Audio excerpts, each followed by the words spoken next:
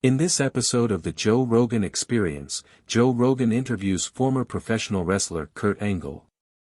They discuss a range of topics, including Kurt's wrestling career, his injuries, and his struggle with addiction to painkillers. Kurt Angle begins by talking about his experience in the Olympics, where he competed with a broken neck. He explains that he didn't have a choice but to continue wrestling despite the injury. He shares the story of how he broke his neck during the Olympic trials and continued to wrestle through the pain. He eventually won the trials and went on to compete in the Olympics. However, Kurt's neck injury continued to cause problems throughout his career. He explains that he broke his neck 4 more times while wrestling in the WWE, which led to nerve damage and atrophy in his arms. He has undergone multiple surgeries, but none have been successful in fully healing his neck. He is now considering fusion surgery as a last resort. Joe and Kurt discuss the possibility of using artificial disc replacement as an alternative to fusion surgery. Kurt mentions that he has heard about other athletes, such as Aljamain Sterling, who have had success with this procedure. Joe offers to connect Kurt with Aljamain to learn more about his experience. The conversation then shifts to the dangers of painkillers and Kurt's struggle with addiction. Kurt admits that he became addicted to painkillers after his first neck injury in the WWE. He started taking them to mask the pain and quickly developed a tolerance, leading to higher doses. At his peak, he was taking up to 65 extra-strength Vicodin pills a day. Kurt explains that he eventually sought help and went to rehab after his wife threatened to leave him. He describes the intense withdrawal symptoms he experienced during rehab, including sweating, shaking, and gastrointestinal issues. He emphasizes that he never wants to go through that again and is determined to stay off painkillers. The conversation touches on the role of pharmaceutical companies in the opioid crisis. Joe mentions the Sackler family, who owned Purdue Pharma and played a significant role in promoting OxyContin. They discuss how the pharmaceutical industry downplayed the addictive nature of opioids and the devastating impact it has had on communities across the country. Kurt reflects on his own experience with painkillers and how they took over his life. He admits that he was solely focused on obtaining the drugs and didn't care about anything else.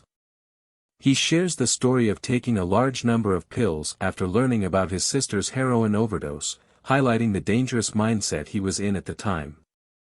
The episode continues with Kurt expressing gratitude for his recovery and the support he received from his family. He emphasizes the importance of raising awareness about the dangers of painkillers and hopes that his story can help others struggling with addiction. Kurt continues by sharing his experience with painkillers during his time as a professional wrestler. He talks about the morphine drip he had in the hospital after knee surgery and how he was able to manage his pain without becoming addicted. He also discusses his decision to avoid drugs due to the negative experiences of his friends who were addicted. The conversation then shifts to the pharmaceutical industry and the role it played in the opioid crisis. Kurt reflects on the limitations of painkillers and the potential for addiction. He mentions the Netflix series that exposed the practices of pharmaceutical companies and the billions of dollars they made from selling opioids. He expresses his frustration with the lack of accountability and the devastating impact on people's lives. Kurt also talks about his own journey to recovery and the importance of taking responsibility for one's actions. He emphasizes the need for individuals to make the decision to change and not rely on others to fix their problems. He shares his own experience of overcoming addiction and the challenges he faced. The conversation then turns to the healthcare system and the high costs associated with medical procedures. Kurt shares his own experience of receiving a hospital bill for $165,000 for a 5-day stay. He discusses the profit-driven nature of hospitals and the pressure to prescribe medication and perform unnecessary procedures. Kurt also talks about his current endeavors, including his podcast called The Kurt Angle Show and his supplement company called Physically Fit. He discusses the challenges of transitioning from wrestling to other ventures and the importance of finding new passions and interests. The conversation continues with a discussion about the physical toll of wrestling and the importance of taking care of one's body. Kurt shares his experience with knee and shoulder replacements and the impact they have had on his ability to stay active. He also talks about the limitations of his knee replacements and the need to be mindful of his physical activities. The conversation continues with Rogan and Angle marveling at Vince McMahon's dedication and physical fitness. They discuss how McMahon, in his 70s, continues to work out continuously and maintain a jacked physique.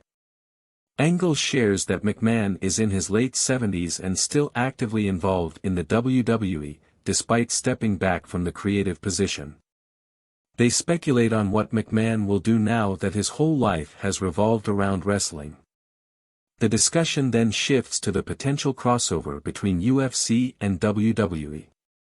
Rogan and Angle agree that fighters like Derek Lewis and Conor McGregor could do well in professional wrestling.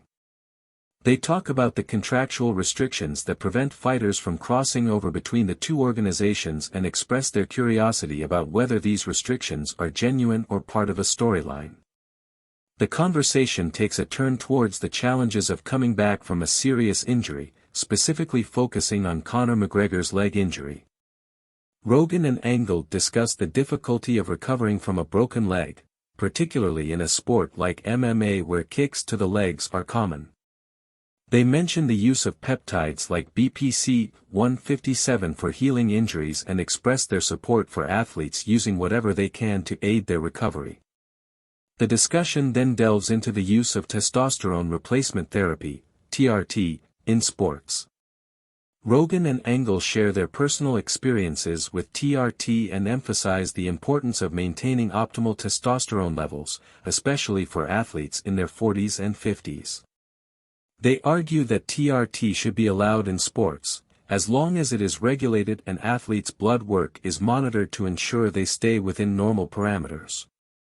The conversation touches on the potential long-term effects of head trauma in combat sports. Rogan and Angle acknowledge that fighters in the UFC are likely to experience some form of brain damage over time.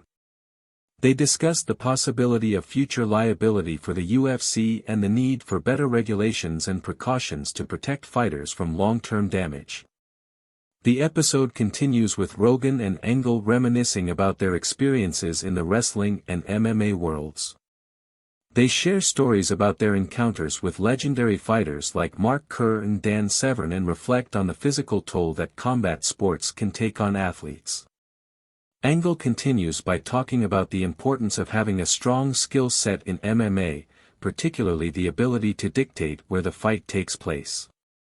He mentions that in the early days of MMA, many fighters lacked the ability to stop their opponents from taking them down, which gave wrestlers a significant advantage. Angle gives examples of fighters like Khabib Nurmagomedov and Frank Shamrock, who were able to dominate their opponents with their wrestling skills. The conversation then shifts to the topic of weight cutting in combat sports. Angle shares his experience of wrestling at a higher weight class instead of cutting weight. He explains that he didn't want to go through the process of losing weight and preferred to compete at a weight where he felt comfortable and could perform at his best. He believes that weight cutting takes away from the enjoyment of the sport and can have negative effects on a fighter's physical and mental well-being. Rogan agrees with Angle and expresses his wish for more weight classes in MMA to eliminate the need for extreme weight cutting. He believes that weight cutting is a form of sanctioned cheating and that it puts fighters at a disadvantage in terms of their health and performance. They discuss the potential risks and long-term effects of weight cutting, including kidney damage and decreased chin durability.